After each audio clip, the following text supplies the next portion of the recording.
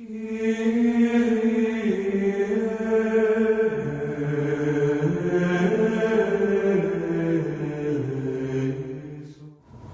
പുത്രനും പരിശുദ്ധാത്മാവിനും സ്തുതി, ആദ്യം മുതൽ എന്നേക്കും തന്നെ ആമീൻ. കർത്താവിൽ അനുഗ്രഹീതരെ, എഫേസ്യർക്ക് എഴുതിയ ലേഖനം 1-ാം അധ്യായം മുതൽ 4-ാം അധ്യായത്തിൻ്റെ 16 വരെയുള്ള വാക്യങ്ങൾ ധ്യാനാത്മകമായി നമ്മൾ പഠിച്ചുകൊണ്ടിരിക്കുകയായിരുന്നു. 1-ാം അധ്യായം മുതൽ 4-ാം അധ്യായം 16-ാം വാക്യം വരെ ദൈവികമായ രഹസ്യങ്ങളുടെ വലിയൊരു കലവറ തന്നെ പൗലോസ്ലീഹ നമുക്ക് വേണ്ടി തുറന്നു തന്നിരിക്കുകയാണ്. ഏകദേശം 1 വർഷമായി ഇത്രയും ഭാഗങ്ങൾ നമ്മൾ വളരെ ഗൗരവത്തോടുകൂടി കർത്തൃസന്നിധിയിലിരുന്ന് ക്രിസ്തുവിനെക്കുറിച്ചുള്ള പരിജ്ഞാനത്തിൽ നിറയുവാൻ തക്കവണ്ണം ഇത് അഭ്യസിച്ചുകൊണ്ടിരിക്കുകയായിരുന്നു. 1-ാം അധ്യായത്തിൽ ക്രിസ്തുയേശു അനാദികാലം മുമ്പേ പിതാവിനോടുകൂടി ആയിരുന്നവനായിരുന്നുവെന്നും കാലസമ്പൂർണതയിൽ അവൻ വെളിവായി എന്നും അങ്ങനെ വെളിവായത് സൃഷ്ടിയെ മുഴുവൻ തന്നിലൊന്നാക്കി പൂർണ്ണത കൊടുക്കുവാനായിട്ട് ആണെന്നും നമ്മൾ പഠിച്ചു കഴിഞ്ഞു. അനാദികാലത്ത് ക്രിസ്തുയേശുവിൽ ഒന്നായിരുന്ന സൃഷ്ടിയുടെ ആ ദൈവിക ഭാവം സൃഷ്ടി പാപം ചെയ്തു കഴിഞ്ഞപ്പോൾ ശിഥിലമായി പോവുകയും എന്നാൽ കർത്താവിൻ്റെ പരമയാഗത്താൽ വേർപാടിൻ്റെ നടിച്ചുവർ ഇടിച്ചു കളഞ്ഞ് ക്രിസ്തുവിൽ പുതുമനുഷ്യനായി ദൈവത്തോടെ നമ്മളെ നിരപ്പിപ്പാൻ വേണ്ടി അവൻ കാൽവറി യാഗമായി എന്നും നമ്മൾ പഠിച്ചു. അതുകൂടാതെ 3-ാം അധ്യായം വരുമ്പോഴത്തേക്കും അകത്തെ മനുഷ്യനെ സംബന്ധിച്ച് നമ്മൾ എങ്ങനെയാണ് ശക്തിയോടെ ബലപ്പെടേണ്ടത് എന്ന് ഒരു വളരെ ശ്രേഷ്ഠമായൊരു പ്രാർത്ഥനയിൽ കൂടി പൗലോസ്ലീഹ നമ്മളെ പ്രബോധിപ്പിച്ചു തന്നു. അങ്ങനെയുള്ള പ്രാർത്ഥനകൾ നമ്മളിൽ നിന്ന് ഉണ്ടാകത്തക്കവണ്ണം നമ്മളെ പരിശീലിപ്പിക്കുവാനും ചോദിക്കുന്നതിലും നനയ്ക്കുന്നതിലും അത്യന്തപരമായി നമ്മിൽ വ്യാപരിക്കുന്ന അവൻ്റെ വ്യാപാര ശക്തിയാൽ നമ്മളെയും ക്രിസ്തുവിൻ്റെ പ്രായത്തിൻ്റെ സമ്പൂർണതയോളം വളർത്തുവാനും പരിശുദ്ധാത്മാവിൽ നമുക്ക് സാധിക്കുമെന്നും 4-ാം അധ്യായത്തിൽ നമ്മൾ പഠിച്ചു. അതായത് ആത്മാവിൻ്റെ ഒരു ആത്മീയ നിലവാരം ക്രിസ്തുയേശുവിനോടുകൂടെ ചേർന്ന് നമ്മൾ വളർത്തിക്കൊണ്ട് വരേണ്ടതാണ് എന്നുള്ള ഒരു ബോധ്യവും ഈ ലേഖനത്തിൽ കൂടി പരിശുദ്ധാത്മാവ് പരിശുദ്ധനായ പൗലോസ്ലീഹ എഴുതി വച്ചിരിക്കുന്നതിൽ കൂടി നമ്മളെ വീണ്ടും വീണ്ടും പ്രബോധിപ്പിച്ചു തരികയായിരുന്നു. അങ്ങനെ 4-ാം അധ്യായം 16-ാം വാക്യം വരെയുള്ള ഭാഗങ്ങളെല്ലാം ദൈവിക മർമ്മങ്ങളുടെ വലിയൊരു കലവറയാണ്. എന്നാൽ 17-ാം വാക്യം മുതൽ ഇനിയും ഈ പഠിച്ച മർമ്മങ്ങൾ എങ്ങനെ പ്രായോഗികമായി നമ്മൾ ജീവിതത്തിൽ അത് പ്രയോഗിക്കണം എന്നുള്ള കാര്യമാണ്. ദൈവിക ജ്ഞാനങ്ങൾ വെളിവാകുന്നത് എന്തിനാണ്? ആ ജ്ഞാനം വെളിവാകും തോറും ക്രിസ്തു സ്നേഹം വർദ്ധിക്കുകയും ക്രിസ്തു നമ്മളിലിരുന്ന് പ്രവർത്തിക്കുകയും ചെയ്യുവാൻ വേണ്ടിയാണ്. അങ്ങനെ ക്രിസ്തു നമ്മുടെ ഉള്ളിലിരുന്ന് പ്രവർത്തിക്കുമ്പോൾ എന്താണ് സംഭവിക്കുന്നത് എന്ന് നമ്മൾ പഠിച്ചു കഴിഞ്ഞതാണ്. ക്രിസ്തുവാണ് നമ്മുടെ ഉള്ളിൽ ഇരുന്ന് പ്രവർത്തിക്കുന്നത്. ഇച്ഛിക്കുക എന്നതും പ്രവർത്തിക്കുക എന്നതും ദൈവമല്ലോ തിരുവുള്ളമുണ്ടായിട്ട് ഇച്ഛിക്കുകയും പ്രവർത്തിക്കുകയും ചെയ്തു. അങ്ങനെ പ്രവർത്തിക്കുമ്പോൾ നമ്മളിൽ കൂടി കർത്താവിൻ്റെ നാമം മഹത്വപ്പെടുത്തുന്നു. അതിനായിട്ട് ദൈവിക ജ്ഞാനങ്ങൾ നമ്മളെ സഹായിക്കും. ക്രിസ്തുവിനെക്കുറിച്ചുള്ള പരിജ്ഞാനത്തിൽ നിറഞ്ഞു വരയണം. നിങ്ങൾ പൂർണ്ണ സമാധാനത്തിനായി കർത്താവിന് യോഗ്യമാം വണ്ണം നടന്ന് ആത്മീയമായി സകല ജ്ഞാനത്തിലും വിവേകത്തിലും അവൻ്റെ ഇഷ്ടത്തിൻ്റെ പരിജ്ഞാനം കൊണ്ട് നിറഞ്ഞു വരയണമെന്നും സകല സൽപ്രവൃത്തികൾക്കുമായി ദൈവത്തെക്കുറിച്ചുള്ള പരിജ്ഞാനത്തിൽ വളരണമെന്നും കൊലോസ്യർക്ക് എഴുതിയ 1-ാം അധ്യായം 10-ാം വാക്യത്തിൽ പഠിപ്പിക്കുന്നുണ്ട്. അപ്പോൾ ഈ പരിജ്ഞാനത്തിൽ വളരുമ്പോൾ ദൈവസ്നേഹം വർദ്ധിച്ചിട്ട് ക്രിസ്തു എങ്ങനെ വിഭാവനം ചെയ്ത ഒരു ജീവിത രീതി ഉണ്ടോ അതിന് തക്കവണ്ണം അനുരൂപപ്പെട്ടുകൊണ്ട് ജീവിക്കുവാൻ നമ്മൾ ക്രിസ്തുവിനോട് കൂടെ ചേർന്ന് പ്രവർത്തിക്കേണ്ടതാകുന്നു. നമ്മളുടെ പ്രയത്നങ്ങളൊന്നും അതിന് സാധ്യമാകില്ല. കർത്താവ് നമ്മുടെ ഉള്ളിൽ നിന്ന് പ്രവർത്തിക്കുമ്പോൾ, കർത്താവിൻ്റെ ദൈവിക ജ്ഞാനം നമ്മുടെ ഉള്ളിലേക്ക് വന്നു കഴിയുമ്പോൾ ഇതെല്ലാം ഒരു ഓട്ടോമാറ്റിക്കായിട്ട് സാധ്യമായിക്കോളും. ഇത് നമ്മളൊന്ന് സ്റ്റാർട്ട് ചെയ്ത് തുടങ്ങി വിട്ടു കൊടുത്താൽ മതി. ഉദാഹരണം പറഞ്ഞാൽ, ഒരു വണ്ടി സ്റ്റാർട്ട് ചെയ്തിട്ട് നമ്മൾ മുമ്പോട്ട് ഓടിച്ചുകൊണ്ട് പോവുകയാണ്. ഒരു 4th ഗിയറിലോ 5th ഗിയറിലോ അല്ലെങ്കിൽ മാക്സിമം ഏത് ഗിയറാണുള്ളത് ആ ഗിയറിൽ എത്തിക്കഴിഞ്ഞാൽ പിന്നെ അതങ്ങ് പൊക്കോളും. നമ്മൾ പ്രത്യേകിച്ച് എഫർട്ട് എടുക്കേണ്ട കാര്യമൊന്നുമില്ല. പിന്നെ ആരാണ് എഫർട്ട് എടുക്കുന്നത്? അതിൻ്റെ എൻജിനാണ് എഫർട്ട് എടുക്കുന്നത്. പക്ഷേ ഇനീഷ്യൽ എഫർട്ട് ആരെടുക്കണം? ആ ഡ്രൈവർ ആ ബസ്സിൽ കയറി അത് സ്വിച്ച് ഓൺ ചെയ്ത് അതിൻ്റെ ആദ്യത്തെ മൂവ്മെൻറ്റ് ഇട്ട് കൊടുക്കണം. എങ്കിൽ മാത്രമേ അതിൻ്റെ എൻജിൻ പിന്നെ മുമ്പോട്ട് നീങ്ങുകയുള്ളൂ. അങ്ങനെയാകുമ്പോൾ ക്രിസ്തുവിൻ്റെ പരിജ്ഞാനം ഈ ഒരു എൻജിനാണ്, നമ്മുടെ ഉള്ളിൽ പ്രവർത്തിക്കുന്ന എൻജിനാണ്. ആ എൻജിൻ നമ്മൾ ഓൺ ചെയ്ത് കഴിഞ്ഞാൽ പിന്നെ ക്രിസ്തു വിഭാവനം ചെയ്ത ഒരു ആത്മീയ രീതിയിൽ നമുക്ക് ജീവിക്കുവാനായിട്ട് കർത്താവ് തന്നെ ശക്തി നൽകിക്കൊള്ളും. അങ്ങനെയാകുമ്പോൾ എഫേസ്യർക്ക് എഴുതിയ ലേഖനം 4-ാം അധ്യായം 17-ാം വാക്യം മുതൽ പ്രായോഗികമായി ഈ പരിജ്ഞാനം എങ്ങനെ അപ്ലൈ ചെയ്യണമെന്ന് പൗലോസ്ലീഹ എഫേസൂസുകാർക്ക് പഠിപ്പിച്ചു കൊടുക്കുകയാണ്. അവർ ജ്ഞാനികളായിരുന്നു, പരിജ്ഞാനത്തിൽ നിറഞ്ഞവരായിരുന്നു, ഫിലോസഫിക്കൽ തോട്ട്സ് കൊണ്ട് അവരുടെ ബുദ്ധിയെ നിറയ്ക്കുവാൻ കഴിവുള്ളവരായിരുന്നു. അങ്ങനെയുള്ളവരിലേക്ക് അഗാധമായ ദൈവിക മർമ്മങ്ങൾ പറഞ്ഞു കൊടുത്ത് അവരെ പ്രബോധിപ്പിച്ചതിന് ശേഷം അവരോട് പറയുകയാണ്, നിങ്ങൾ ഇതെല്ലാം കാര്യങ്ങൾ അറിഞ്ഞിരിക്കെ ഇനി നിങ്ങൾ എങ്ങനെയാണ് നിങ്ങളുടെ ജീവിതം മുമ്പോട്ട് കൊണ്ടുപോകേണ്ടത്. അതുപോലെ തന്നെ നമ്മൾ ഈ കാര്യങ്ങളൊക്കെ അറിഞ്ഞു കഴിയുമ്പോൾ ക്രിസ്തു സ്നേഹം വർദ്ധിച്ചിട്ട് ക്രിസ്തു മാതൃകയായി നമുക്ക് കാണിച്ചു തന്നതുപോലെ ജീവിക്കുവാൻ തക്കവണ്ണം നമുക്ക് നമ്മളെ തന്നെ ഇപ്പോൾ ക്രമീകരിക്കാം. 4-ാം അധ്യായം 17-ാം വാക്യം, ആകയാൽ ഞാൻ കർത്താവിൽ സാക്ഷീകരിച്ച് പറയുന്നത് എന്തെന്നാൽ ജാതികൾ തങ്ങളുടെ വ്യർത്ഥ ബുദ്ധി അനുസരിച്ച് നടക്കുന്നത് പോലെ നിങ്ങൾ ഇനി നടക്കരുത്. അവർ അന്ധബുദ്ധികളായി അജ്ഞാന നിമിത്തം ഹൃദയകാഠിന്യ നിമിത്തം തന്നെ ദൈവത്തിൻ്റെ ജീവനിൽ നിന്ന് അകന്ന് മനം തഴമ്പിച്ചു പോയവർ ആകയാൽ അത്യാഗ്രഹത്തോടെ സകല അശുദ്ധിയും പ്രവർത്തിക്കുവാൻ ദുഷ്കാമത്തിന് തങ്ങളെ തന്നെ ഏൽപ്പിച്ചിരിക്കുന്നു. ശ്രദ്ധിക്കേണ്ട ഒരു വചനമാണ്. അതായത് ഇതിനകത്ത് കുറേ പദപ്രയോഗങ്ങൾ നമ്മൾ ശ്രദ്ധിക്കണം. ഒന്ന്, പൗലോസ്ലീഹ തുടങ്ങിയാണ് ആകയാൽ ഞാൻ കർത്താവിൽ സാക്ഷീകരിച്ച് പറയുന്നത് എന്തെന്നാൽ. ആകയാൽ എന്ന് പറഞ്ഞാൽ അതിന് മുകളിൽ പറഞ്ഞിരിക്കുന്ന ദൈവിക മർമ്മങ്ങളെല്ലാം നിങ്ങൾ അറിഞ്ഞു കഴിഞ്ഞ സ്ഥിതിക്ക് ഞാൻ നിങ്ങളോട് കുറേ കാര്യങ്ങൾ പറയുകയാണ്. എന്താണ്? ജാതികൾ തങ്ങളുടെ വ്യർത്ഥബുദ്ധി അനുസരിച്ച് നടന്നതുപോലെ നിങ്ങൾ ഇനി നടക്കരുത്. വ്യർത്ഥബുദ്ധി.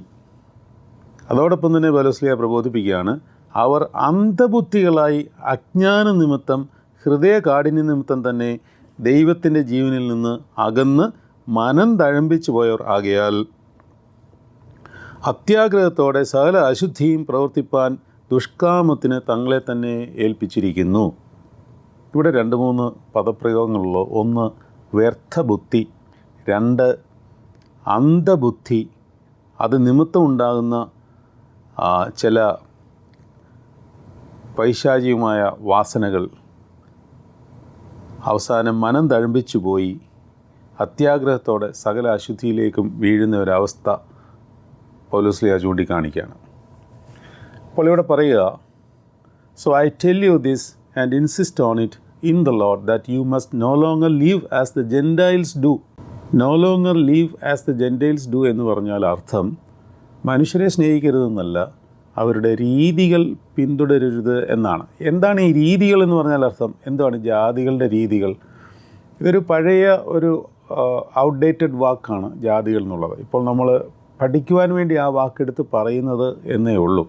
അപ്പോൾ ഈ ജാതികൾ അവരുടെ സ്വഭാവവിശേഷം എങ്ങനെയായിരിക്കും? ഇന്നത്തെ കാലികമായ ലോകത്തിൽ, പ്രസൻറ്റ് വേൾഡിൽ നമ്മൾ എന്തിനെയാണ് ഈ ജാതികൾ എന്നുള്ള രീതിയിൽ മനസ്സിലാക്കേണ്ടത് എന്നുള്ളത് ഒരു ക്രൈസ്തവൻ, ക്രിസ്തുവിനെ സ്നേഹിക്കുന്നവൻ, ആ ജീവൻ മനസ്സിലാക്കിയവൻ, അങ്ങനൊരു വാക്കിനെയും വരുന്നുണ്ട്, ദൈവത്തിൻ്റെ ജീവൻ എന്നൊരു വാക്ക് വരുന്നുണ്ട്.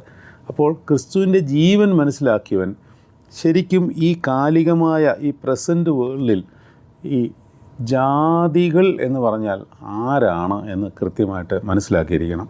അപ്പോൾ ഇവരുടെ രീതികൾ എന്താണെന്നാണ് പറയുന്നത്. അവരെല്ലാം നമുക്ക് ജാതികളായിട്ട് കണക്ക് കൂട്ടാം. ഒന്ന്, വ്യർത്ഥ ബുദ്ധി അനുസരിച്ച് നടക്കുന്നു. അതായത് ഇവിടെ ഇംഗ്ലീഷിൽ പറഞ്ഞിരിക്കുന്നത് ഫ്യൂട്ടിലിറ്റി ഓഫ് ദെയർ തിങ്കിങ് എന്നാണ്. എന്താണ് വ്യർത്ഥ ബുദ്ധി അനുസരിച്ച് നടക്കുക എന്ന് പറഞ്ഞാൽ അർത്ഥം? അതായത് നമ്മുടെ ഇന്നത്തെ കാലത്ത് നമ്മുടെ ബുദ്ധിയെ പരിഷ്കരിച്ച് അതിനെ മോഡ്യൂൾ ചെയ്യുന്ന അനേകം സംസ്കാരങ്ങളും നറേഷൻസും ഉണ്ട്. അത് വിവിധ രീതിയിൽ നമ്മുടെ അടുക്കിലേക്ക് ലഭിക്കും. അത് ആളുകളിൽ കൂടെയാകാം, അല്ലെങ്കിൽ വലിയ ജ്ഞാനികളിൽ കൂടെയാകാം, മീഡിയയിൽ കൂടെയാകാം, പ്രബോധനങ്ങളിൽ കൂടെയാകാം.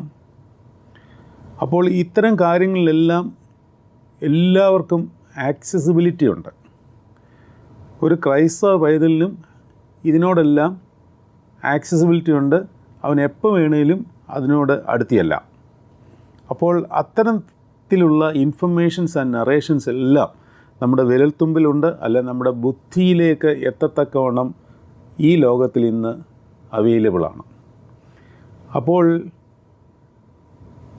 ഈ ജാതികൾക്ക് പറ്റുന്നത് അവർ തങ്ങളുടെ വ്യർത്ഥ ബുദ്ധി അനുസരിച്ച് നടക്കുന്നു എന്നാണ്. അപ്പോൾ ഇതിനെ വേർതിരിച്ച് വിവേചിച്ച് കാണുവാനുള്ള നമ്മുടെ ആത്മീയ വ്യാപാരം അകത്തെ മനുഷ്യനാൽ ശക്തിപ്പെടുത്തേണ്ടിയിരിക്കുന്നു എന്നുള്ള കാര്യം നമ്മൾ മനസ്സിലാക്കിക്കൊള്ളണം. അതായത് ഇന്നത്തെ കാലത്ത് ദൈവിക ജ്ഞാനങ്ങൾ, വിശ്വാസങ്ങൾ, എല്ലാത്തിലുപരിയായി ക്രിസ്തുവിനെക്കുറിച്ചുള്ള പരിജ്ഞാനം, ഇവയൊന്നും ഈ കാലത്തിന് കൊള്ളുന്നതല്ല എന്നുള്ള ഒരു വിചാരം നമ്മളിൽ വരത്തക്കവണ്ണമുള്ള പ്രബോധനങ്ങളാണ് നമുക്ക് ചുറ്റുമുള്ളത്. അങ്ങനെ ഒരു വലിയ നറേറ്റീവ് ഇൻഫർമേഷൻസ് നമ്മുടെ ചുറ്റുമുള്ളതിനാൽ നമ്മളുടെ ബുദ്ധി അത് വ്യർത്ഥമായി പോയാൽ ഈ നറേഷൻസിനെ നമ്മൾ ഉൾക്കൊള്ളും, അല്ലെങ്കിൽ ഇതിനെ ഉൾക്കൊണ്ടിട്ട് നമ്മുടെ ബുദ്ധി വ്യർത്ഥമായി പോകും.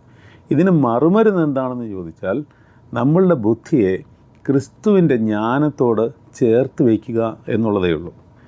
എൻ്റെ ബുദ്ധിയും എൻ്റെ ശക്തിയും നീ എനിക്ക് തന്നതൊക്കെയും കർത്താവിന് സമർപ്പണം ചെയ്തുകൊണ്ട് സകല ബുദ്ധിയെയും കവിയുന്ന ക്രിസ്തുവിൻ്റെ സമാധാനത്താൽ നമ്മുടെ ആത്മാവിനെയും ദേഹിയിൽ അത് നിറഞ്ഞു കഴിയുമ്പോഴേ നമ്മുടെ ബുദ്ധിയിൽ നിറഞ്ഞ് കഴിഞ്ഞുള്ളൂ. അപ്പോൾ നമ്മൾ കാണുന്ന കാര്യങ്ങൾ, കേൾക്കുന്ന കാര്യങ്ങൾ, നമ്മൾ വായിക്കുന്ന കാര്യങ്ങൾ, അറിയുന്ന കാര്യങ്ങളെല്ലാം ക്രിസ്തുവുമായിട്ടൊരു കണക്ഷൻ ഉണ്ടാകുകയും വേണം. അതിൽ ശക്തിപ്പെട്ടതിന് ശേഷം മറ്റുള്ള കാര്യങ്ങൾ നമ്മൾ അറിയുകയും കേൾക്കുകയും ചെയ്യുമ്പോൾ ഇതിനെ അത് ഓവർകം ചെയ്യാതിരിക്കത്തക്കവണ്ണമുള്ള ദൈവിക ജ്ഞാനം, ശക്തി നമ്മളിലേക്ക് നിറഞ്ഞു നിൽക്കണം. അല്ലെങ്കിൽ ഒരു നിരീശ്വരവാദി വന്ന് ക്രിസ്തുവിനെതിരായോ അല്ലെങ്കിൽ ദൈവത്തിനെതിരായോ സംസാരിക്കുമ്പോൾ ഇത് ശരിയാണല്ലോ, അതും ശരിയാണല്ലോ, ഇങ്ങനെയൊക്കെ തോന്നി നമ്മുടെ ബുദ്ധി വ്യർത്ഥമായി പോകുന്ന തലത്തിലേക്ക് അത് അധപ്പതിക്കും. ഇത് വളരെ സൂക്ഷ്മതയോടുകൂടി നമ്മൾ കൈകാര്യം ചെയ്യുക. കാരണം ലോകത്തിൻ്റെ ബുദ്ധി എപ്പോഴും നമ്മളെ പഠിപ്പിച്ചുകൊണ്ടിരിക്കുന്നത് നിങ്ങളിതിനെ നിറച്ചുകൊണ്ടേയിരിക്കണമെന്നാണ്. എപ്പോഴും നിങ്ങൾ ബുദ്ധിയിലും നിങ്ങളുടെ ആക്ടിവിറ്റീസിലും നിങ്ങൾ എൻഗേജ്ഡ് ആയിരിക്കണം. ഇതാണ് ലോകം പഠിപ്പിക്കുന്നത്. നമ്മൾ ഈ ആക്ടിവിറ്റീസിനെ പറ്റി കൂടുതൽ മനസ്സിലാക്കിയിട്ടുള്ളതാണ്. അതായത് ആക്ഷൻസ് ഇല്ല, ആക്ടിവിറ്റീസാണ്. ആക്ടിവിറ്റീസ് പൈശാചികമാണ്, അല്ലെങ്കിൽ പിശാച് അതിനകത്ത് കുടികൊള്ളും. പക്ഷേ ആക്ഷൻസിൽ അത് ദൈവീകമായി അത് വ്യാപാരം ചെയ്യുവാൻ സാധിക്കും. All activities come through engaged filled minds. ഒരു ഫുൾ ടൈം എൻഗേജ്ഡ് ആയിരിക്കുന്ന ഒരു മൈൻഡിനാണ് ആക്ടിവിറ്റീസ് കൂടുതലുള്ളത്. ആക്ഷൻസ് കൂടുതലുള്ളത് എംപ്റ്റി മൈൻഡിനാണ്. അതായത് കർത്താവിന് വേണ്ടി അല്പസമയം നമ്മൾ മെറ്റീരിയലിസ്റ്റിക്കായിട്ട് തന്നെ ദിവസവും രാവിലെയും വൈകിട്ടും നീക്കി വെച്ചാൽ നമ്മുടെ ഉള്ളിൽ ക്രിസ്തു ജ്ഞാനം നിറയുകയും നമ്മുടെ ബുദ്ധി പ്രകാശിക്കുകയും ചെയ്യും. അതുകൊണ്ടാണ് നിൻ്റെ വചനം എൻ്റെ ബുദ്ധിയെ പ്രകാശിപ്പിക്കുന്നു, നിൻ്റെ വചനങ്ങളുടെ വികാസനം എൻ്റെ ബുദ്ധിയെ അത് പ്രകാശിപ്പിക്കുന്നു എന്നാണ്, അല്ലേ? സകല ബുദ്ധിയും കവിയുന്ന ജ്ഞാനമാണത്. യഹോവ ഭക്തി ജ്ഞാനത്തിൻ്റെ ആരംഭമാകുന്നു, അവയെ ആചരിക്കുന്ന എല്ലാവർക്കും നല്ല ബുദ്ധിയുണ്ട് എന്നാണ്. ബുദ്ധി, അപ്പോൾ ആ ബുദ്ധി വരേണ്ടത് എങ്ങനെയാണ്? ക്രിസ്തു ജ്ഞാനത്തിൽ നിന്നാണ്. അല്ലെങ്കിൽ ഇത് പിഴച്ചു പോകാനുള്ള സാധ്യതയുണ്ടെന്ന് താഴോട്ടുള്ള വാക്യങ്ങളിൽ പറയുന്നുണ്ട്. ഏദൻ തോട്ടത്തിൽ നടുക്ക് നിന്ന ജീവവൃക്ഷത്തിൻ്റെ ബുദ്ധിയിൽ നിന്ന് പ്രാപിക്കാതെ നന്മതിന്മകളെക്കുറിച്ചുള്ള അറിവിൻ്റെ വൃക്ഷത്തിൻ്റെ ബുദ്ധിയിലേക്ക് മനുഷ്യൻ ചാഞ്ഞതുകൊണ്ട് അവന് ചില പിഴവുകൾ സംഭവിച്ചു. അവിടെ തന്നെ അവൻ ദുഷ്കാമത്തിനിരയായി. അത് മറ്റൊരു മർമ്മമാണ്, നമ്മൾ നേരത്തെ പല തവണ പഠിച്ചിട്ടുള്ളതാണെന്നാണ് എനിക്ക് തോന്നുന്നത്. കഷ്ടാനുഭാഷ ധ്യാനങ്ങളിലൊക്കെ അത് വന്നിട്ടുണ്ട്. ഹവ്വായും സാത്താനുമായി ഒരു ആത്മീയ ലയനം തന്നെ ഉണ്ടാകുകയും അങ്ങനെ ഒരു ഇന്നർ മോളസ്റ്റേഷൻ അവിടെ നടന്നു എന്ന് പറയുന്നത് നമ്മൾ വളരെ സൂക്ഷ്മതയോടെ കൈകാര്യം ചെയ്യേണ്ടിയിരിക്കുന്നു. അപ്പോൾ നമ്മുടെ ചുറ്റിലുള്ള നറേഷൻസിനെ നമ്മൾ വളരെ സൂക്ഷ്മതയോടുകൂടി കൈകാര്യം ചെയ്യുവാനും അതിനെ തരണം ചെയ്ത് ഇനി എന്തെല്ലാം നറേഷൻസ് നമ്മുടെ മുമ്പിൽ വന്നാലും നമ്മുടെ ഉള്ളിൽ നമ്മൾ നിറച്ചിരിക്കുന്ന ക്രിസ്തു ജ്ഞാനം എന്ന നറേഷൻ ഇവയെല്ലാം തോൽപ്പിക്കത്തക്കവണ്ണം ശക്തിയുള്ളതായിരിക്കണം.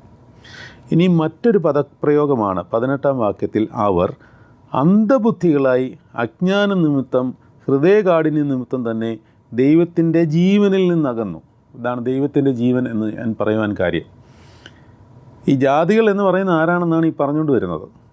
അല്ലാതെ നമ്മളൊരു കൂട്ടം മനുഷ്യരെ കണ്ടിട്ട് ജാതികൾ എന്ന് പറഞ്ഞിട്ട് കാര്യമില്ല. അവർ നോക്കുമ്പോൾ നമ്മളും ജാതികളാണ്. നമുക്കവർ ജാതികളാണെങ്കിൽ നമ്മൾ അവർക്കും ജാതികളാണ്.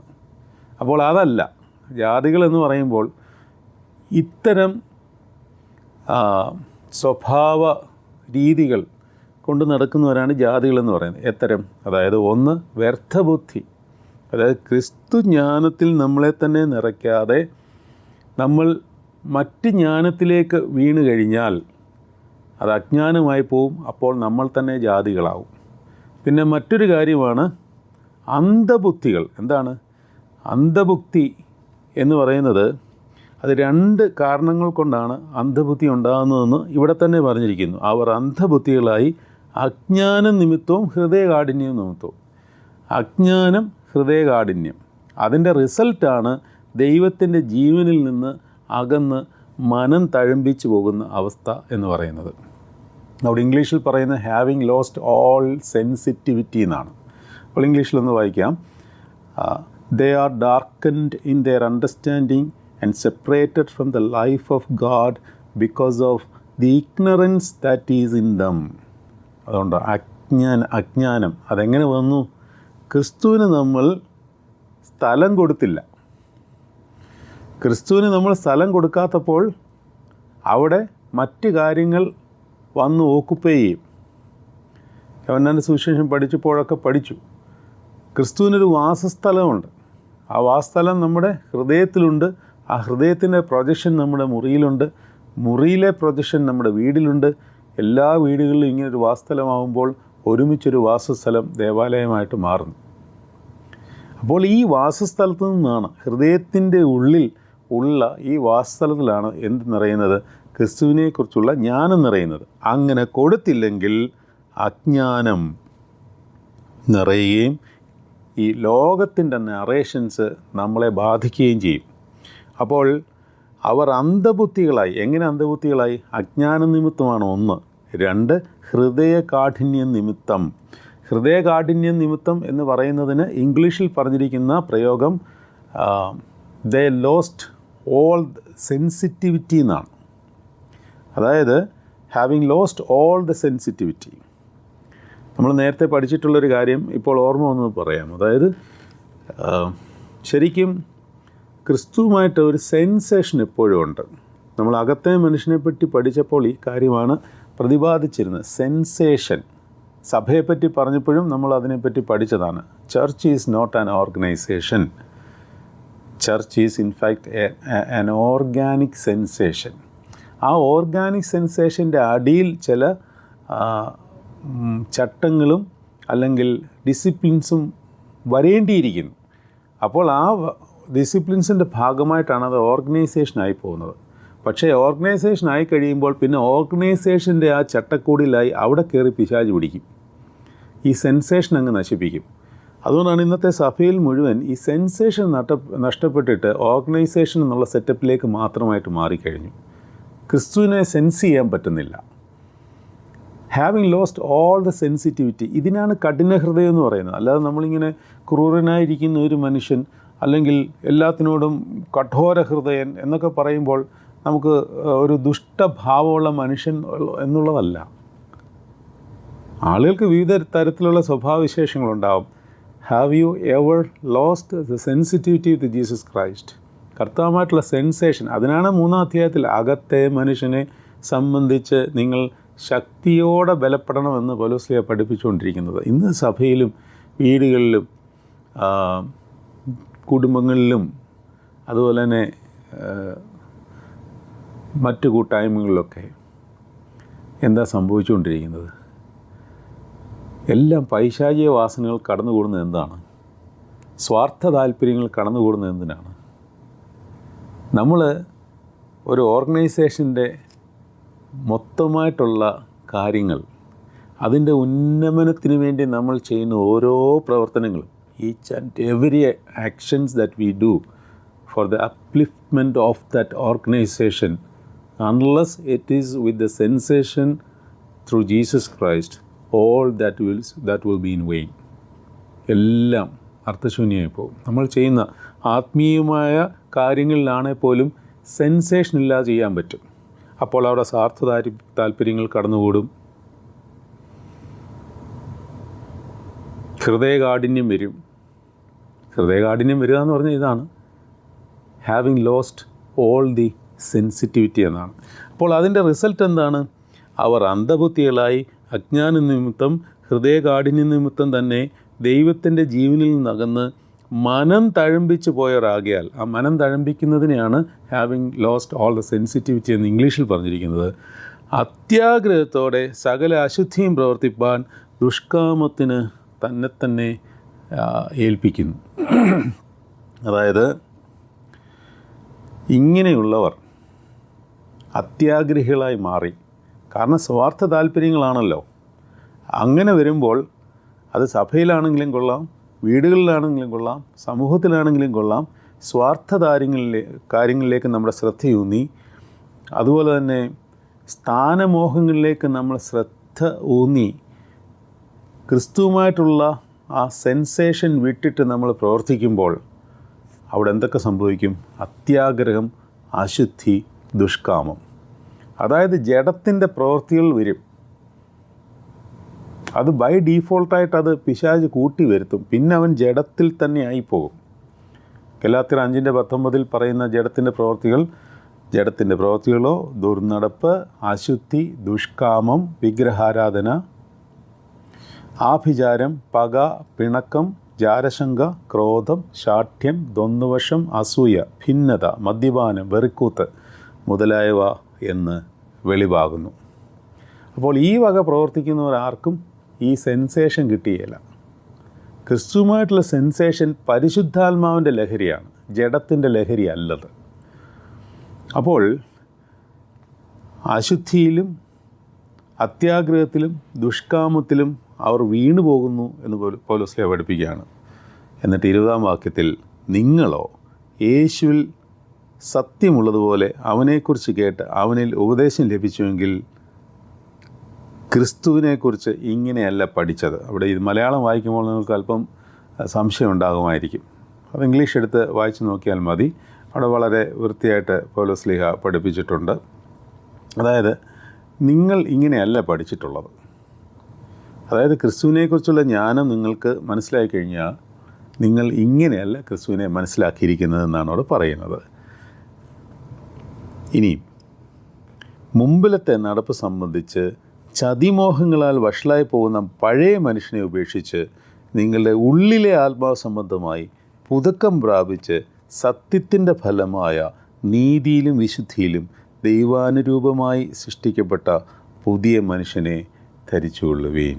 ഇതാണ് ഇതിനകത്തെ ഈ 4-ാം അധ്യായത്തിലെ പ്രധാനപ്പെട്ട അല്ലെങ്കിൽ ഏറ്റവും ക്രക്സായിട്ടുള്ള വേദഭാഗം. മുമ്പിലത്തെ നടപ്പ് സംബന്ധിച്ച് ചതിമോഹങ്ങളാൽ വഷളായി പോകുന്ന പഴയ മനുഷ്യനെ ഉപേക്ഷിച്ച്. അപ്പോൾ എഫേസ്യർക്ക് എഴുതിയ ലേഖനവുമായിട്ട് ബന്ധപ്പെട്ട് അവരുടെ പഴയ രീതിയെ മാത്രമല്ല പൗലോസ് ശ്ലീഹ ഇവിടെ ഉദ്ദേശിക്കുന്നത്. മുമ്പിലത്തെ നടപ്പ് സംബന്ധിച്ച് ചതിമോഹങ്ങളാൽ വഷളായി പോകുന്ന പഴയ മനുഷ്യനെ ഉപേക്ഷിച്ച്. അതായത് പഴയ മനുഷ്യൻ എന്ന് പറയുന്നത് ചതിമോഹങ്ങളിൽ വഷളായിപ്പോയ ഒരാളുണ്ട്. ആ ആളാണ് ഹൗവ, അല്ലെങ്കിൽ ആദമും ഹൗവയും. ചതിമോഹങ്ങളിൽ, പിശാചിൻ്റെ ചതിക്കെണിയിൽ വഷളായിപ്പോയവരാണവർ. അപ്പോൾ മുമ്പിലത്തെ നടപ്പ് സംബന്ധിച്ച ചതിമോഹങ്ങളാൽ വഷളായി പോകുന്ന പഴയ മനുഷ്യനെ അത് ഉപേക്ഷിച്ച്, അപ്പോൾ ആ ഒരു പഴയ മനുഷ്യൻ്റെ രീതി ഉപേക്ഷിക്കണം. നിങ്ങളുടെ ഉള്ളിലെ ആത്മാവ് സംബന്ധമായി പുതുക്കം പ്രാപിച്ച്, അപ്പോൾ ആത്മാവ് പുതുക്കപ്പെടണം. ഇതൊന്നും വീണ്ടും പറയേണ്ട കാര്യമല്ല, കാരണം 3-ാം അധ്യായത്തിൻ്റെ 14 ഭാഗങ്ങൾ അകത്തെ മനുഷ്യനെ സംബന്ധിച്ച് ശക്തിയോടെ ബലപ്പെടണം എന്നുള്ള ഭാഗം പഠിച്ചപ്പോൾ ഈ കാര്യങ്ങളെല്ലാം നമ്മൾ വിശദമായിട്ട് പഠിച്ചതായതുകൊണ്ട് അത് വീണ്ടും റീട്രേറ്റ് ചെയ്യേണ്ട കാര്യമില്ല. നിങ്ങളുടെ ഉള്ളിലെ ആത്മാവ് സംബന്ധമായി പുതുക്കം പ്രാപിച്ച് സത്യത്തിൻ്റെ ഫലമായി നീതിയിലും വിശുദ്ധിയിലും ദൈവാനുരൂപമായി സൃഷ്ടിക്കപ്പെട്ട പുതിയ മനുഷ്യനെ ധരിച്ചുകൊള്ളുവീൻ. ക്രിസ്തു യേശുവിനെ തന്നെ ധരിച്ചുകൊള്ളുവീൻ എന്നാണ്. പുതിയ മനുഷ്യനെ നമ്മൾ ധരിക്കുക എന്ന് പറഞ്ഞാൽ നമ്മൾ ക്രിസ്തുവിനെ പോലെ ആയിത്തീരുവാൻ വേണ്ടി ഓരോ ദിവസവും വളർന്നു വരിക എന്നുള്ളതാണ്. അപ്പോൾ ഇനിയുള്ള കാര്യങ്ങളെല്ലാം ഇതുപോലെയുള്ള ഉപദേശങ്ങളാണ് പൗലോസ്ലീഹ തരുന്നത്. അതുകൊണ്ട് അടുത്ത 25 മുതൽ 32 വരെയുള്ള ഭാഗങ്ങളിലൂടെ നമ്മളൊന്ന് വായിക്കുകയാണ്. പ്രത്യേകിച്ച് വിശദീകരിക്കേണ്ട കാര്യമൊന്നുമില്ല, അത് ഉപദേശങ്ങളാണ്. ക്രിസ്തു ജ്ഞാനം ലഭിച്ചു കഴിഞ്ഞാൽ നമ്മൾ ശ്രദ്ധിക്കേണ്ട ഉപദേശങ്ങൾ ഇപ്രകാരം പൗലോസ്ലീഹ പഠിപ്പിക്കുകയാണ്. ആകയാൽ ഭോഷ്ക് ഉപേക്ഷിച്ച് ഓരോരുത്തൻ താൻ്റെ കൂട്ടുകാരനോട് സത്യം സംസാരിപ്പിൻ. നാം തമ്മിൽ അവയവങ്ങളല്ലോ. കോപിച്ചാൽ പാപം ചെയ്യാതിരിപ്പീൻ. സൂര്യൻ അസ്തമിക്കുവോളം നിങ്ങൾ കോപം വെച്ചുകൊണ്ടിരിക്കരുത്. യാക്കോബിൻ്റെ ലേഖനം 1-ാം അധ്യായത്തിൽ ശ്ലീഹ ഓർമ്മിപ്പിക്കുന്നുണ്ട്, നിങ്ങൾ കേൾപ്പാൻ വേഗതയുള്ളവരും പറയുവാൻ താമസമുള്ളവരും ആയിരിപ്പീൻ എന്ന് പറഞ്ഞാൽ കോപത്തിന് താമസമുള്ളവരായിരിപ്പീൻ എന്നാണ്. ഇനി കോപിച്ചാൽ തന്നെ ആ കോപം സൂര്യൻ അസ്തമിക്കുന്നതിന് ശേഷം വെച്ചുകൊണ്ടിരിക്കരുത്. അത് എങ്ങനെയെങ്കിലും ആരോട് കോപിച്ചുവോ അവരുമായിട്ട് നമ്മൾ രമ്യതപ്പെട്ടിരിക്കണം. കോപിപ്പീൻ, നിങ്ങൾ പാപം ചെയ്യരുത് എന്ന് നിങ്ങളുടെ ഹൃദയങ്ങളിൽ പറഞ്ഞ് നിങ്ങളുടെ കിടക്കുകളെ നിരൂപിപ്പീൻ എന്ന് പറഞ്ഞാൽ ഉറങ്ങുന്നതിന് മുമ്പ് അത് ആരോടായാലും, അപ്പൻ മകനോടായാലും, ഭാര്യ ഭർത്താവിനോടായാലും, കൂട്ടുകാരോടായാലും, എങ്ങനെയായാലും, പള്ളിയിലെ അച്ഛനോടായാലും, നിങ്ങൾ ബന്ധപ്പെടുന്ന ആരുമായിട്ടാണെങ്കിലും നിങ്ങൾക്കൊരു ദേഷ്യമുണ്ടെങ്കിൽ അത് കിടക്കുന്നതിന് മുമ്പ് അത് തീർത്തിരിക്കണം. കോപിപ്പീൻ, നിങ്ങൾ പാപം ചെയ്യരുത് എന്ന് നിങ്ങളുടെ ഹൃദയങ്ങളിൽ പറഞ്ഞ് കിടക്കകളിൽ നിങ്ങൾ നിരൂപിപ്പീൻ. ബാക്കി 28-ാം വാക്യം മുതൽ, പിശാചിന് ഇടം കൊടുക്കരുത്. കള്ളൻ ഇനി കക്കാതെ മുട്ടുള്ളവന് ദാനം ചെയ്യുവാൻ ഉണ്ടാകേണ്ടതിന് കൈകൊണ്ട് നല്ലത് പ്രവർത്തിച്ച് അധ്വാനിക്കുകയത്രേ വേണ്ടത്. അടുത്ത വചനം ശ്രദ്ധിക്കണം. കേൾക്കുന്നവർക്ക് കൃപ ലഭിക്കേണ്ടതിന് ആവശ്യം പോലെ ആത്മീക വർധനയ്ക്കായി നല്ല വാക്കല്ലാതെ ആകാത്തതൊന്നും നിങ്ങളുടെ വായിൽ നിന്ന് പുറപ്പെടരുത്. 39-ാം സങ്കീർത്തനം 1-ാം വാക്യം വായിക്കുന്നത് നല്ലതായിരിക്കും. നാവ് കൊണ്ട് പാപം ചെയ്യാതിരിപ്പാൻ ഞാൻ എൻ്റെ വഴികളെ സൂക്ഷിക്കുന്നു. ദുഷ്ടൻ എൻ്റെ മുമ്പിലിരിക്കുമ്പോൾ എൻ്റെ വായ് കടിഞ്ഞാണിട്ട് കാക്കുമെന്ന് ഞാൻ പറഞ്ഞു. ആ വാക്യങ്ങൾ വായിച്ച് നമ്മൾ ധ്യാനിക്കണം. ഒരു ശക്തി കിട്ടിക്കഴിഞ്ഞാൽ ആ ശക്തിയിലാണ് നമ്മൾ നാവെടുത്ത് സംസാരിക്കേണ്ടതെന്നാണ്. എൻ്റെ ഹൃദയത്തിങ്കൽ ചൂട് പിടിച്ചു, എൻ്റെ ധ്യാനത്തിങ്കൽ തീ കത്തി, അപ്പോൾ ഞാൻ നാവെടുത്ത് സംസാരിച്ചു. 30-ാം വാക്യം, കാണാതെ പഠിക്കുന്നത് നല്ലതാണ്. ദൈവത്തിൻ്റെ പരിശുദ്ധാത്മാവിനെ ദുഃഖിപ്പിക്കരുത്. അവനാലല്ലോ നിങ്ങൾക്ക് വീണ്ടെടുപ്പ് നാളിനായിട്ട് മുദ്രയിട്ടിരിക്കുന്നത്. നമ്മുടെ ശരീരത്തിലും നമ്മുടെ ആത്മാവിലുമെല്ലാം പരിശുദ്ധാത്മാവിൻ്റെ മുദ്ര വീണിരിക്കുന്നു. എല്ലാ കയ്പും കോപവും ക്രോധവും കുറ്റാരവും ദൂഷണവും സകല ദുർഗുണവുമായി നിങ്ങളെ വിട്ട് ഒഴിഞ്ഞു പോകട്ടെ. നിങ്ങൾ തമ്മിൽ ദയയും മനസ്സലിവുള്ളവരുമായി ദൈവം ക്രിസ്തുവിൽ നിങ്ങളോട് ക്ഷമിച്ചതുപോലെ അന്യോന്യം ക്ഷമിപ്പീൻ.